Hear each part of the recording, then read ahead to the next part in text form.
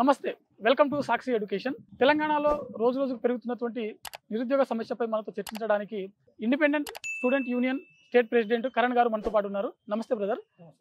తెలంగాణలో అధికారంలోకి వచ్చిన తర్వాత కాంగ్రెస్ ప్రభుత్వం ఏదైతే ఉందో 2 లక్షల ఉద్యోగాలు భర్తీ చేస్తామని చెప్పి హామీ ఇచ్చి ఇప్పటి వరకు ఉద్యోగ నోటిఫికేషన్లు ఇవ్వని పరిస్థితి. గతంలో ఇచ్చినటువంటి నోటిఫికేషన్లనే మా అకౌంట్లో వేసుకుంటాం అంటే మేమే భర్తీ చేశామని చెప్పుకున్నటువంటి పరిస్థితి.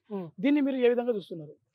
వాస్తవానికి ఈరోజు 10 ఏళ్ల నియంకుత పాలన కూలగొట్టింది తెలంగాణలో ఉన్నటువంటి నిరుద్యోగులే.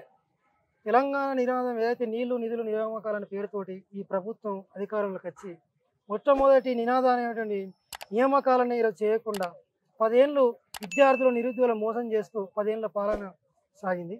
ఈ 10 ఏళ్ల పాలనలో నిరుద్యోగులు తీవ్రమైన ఇబ్బందులు ఎదుర్కొన్నారు. అదేవిధంగా ఈ పేపర్ లీకుల వల్ల చాలా ఆర్థికంగా నష్టపోయారు, మానసికంగా చాలా ఒత్తిడికి గురై ఈరోజు ఈ ప్రభుత్వాన్ని గద్దెదించడం జరిగింది.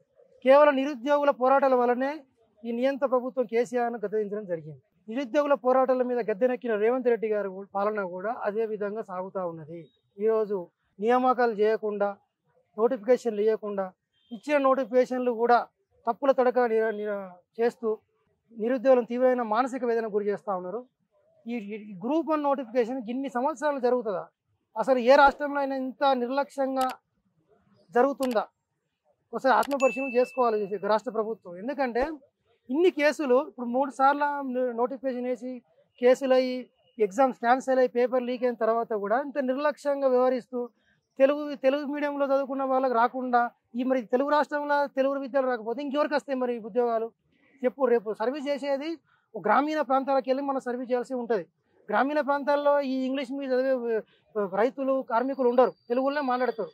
వాళ్ళకు సర్వీస్ కూడా తెలుగులో చేయాల్సి వస్తుంటుంది. కాబట్టి రాష్ట్ర ప్రభుత్వం మరి ఏం ఆలోచిస్తుందో ఏమో తెలియట్లేదు. కానీ విద్యార్థులు నిరుద్యోగులు చాలా మానసిక ఆవేదన చెందుతూ ఉన్నారు. ఎందుకంటే వాళ్ళు రాసిన వాళ్ళు వస్తుందని హోప్లో వాళ్ళు ఉన్నారు, రాని వాళ్ళు మాకు న్యాయం జరుగుతుంది, మేము తెలుగు మీడియం అయినప్పటికీ మేము బాగానే రాసాం, అయినా మాకు న్యాయం జరుగుతుందని వాళ్ళ వర్షన్ వాళ్ళు బాగానే చెప్తున్నారు.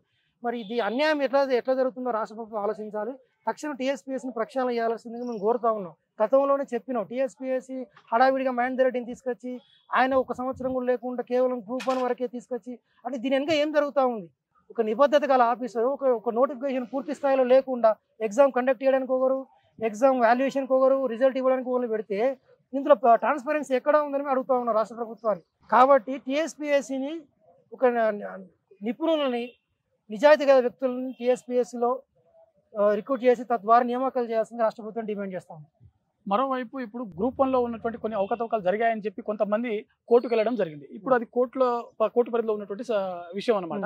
అయితే గ్రూప్ 1ని దృష్టిలో పెట్టుకొని టీజీపీఎస్సీ గ్రూప్ 1ని చూపిస్తూ మిగిలిన గ్రూప్ 2, గ్రూప్ 3కి సంబంధించిన ప్రాసెస్ ఏదైతే ఉందో, అంటే నియామకాలు ఏదైతే ఉందో దాన్ని ఆపేసినటువంటి పరిస్థితి. దీన్ని మీరు ఏ విధంగా చూస్తున్నారు? ఇది ముమ్మాటికి తప్పు.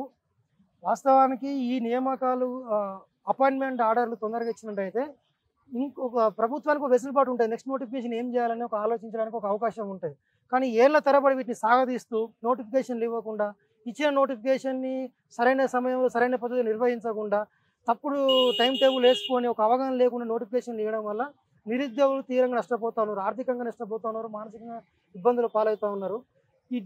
ఏవైతే ఇప్పుడు గ్రూప్ 1 కాకుండా గ్రూప్ 2, 3, గ్రూప్ 4 మిగిలిన ఆల్రెడీ జైలు అయినట్టు ఉంది. మిగిలిన నోటిఫికేషన్లు ఏవైతే ఉన్నాయో తొందరగా వాళ్ళకి అపాయింట్మెంట్ ఆర్డర్ ఇచ్చి వాళ్ళని విధుల్లో కనుక తీసుకున్నట్టయితే ప్రభుత్వానికి కూడా నెక్స్ట్ నోటిఫికేషన్కి ఒక వెసులుబాటు ఉంటుంది. తక్షణం వైపుగా ఆలోచన చేయాల్సిందిగా రాష్ట్ర ప్రభుత్వాన్ని కోరుతా ఉన్నాం. ఓకే, థ్యాంక్ యూ కరణ్ గారు. Thank you. చూస్తూనే ఉండండి సాక్షి ఎడ్యుకేషన్.